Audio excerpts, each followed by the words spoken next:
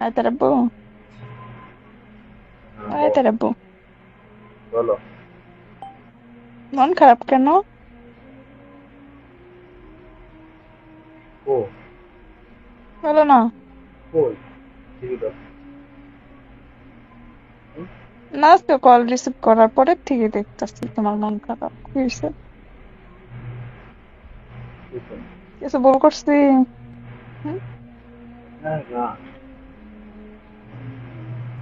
তাহলে মন খারাপ কেন সেটা তো বলবা। মন খারাপ। কালকে রান্না করবো মাংস। এই কথা? বিদেশ বাড়ি যারা থাকে তাগর দিকে এটা যে কত জ্বালা তার জ্বালা, এটা যেই থাকে সেই বলতে পারবে।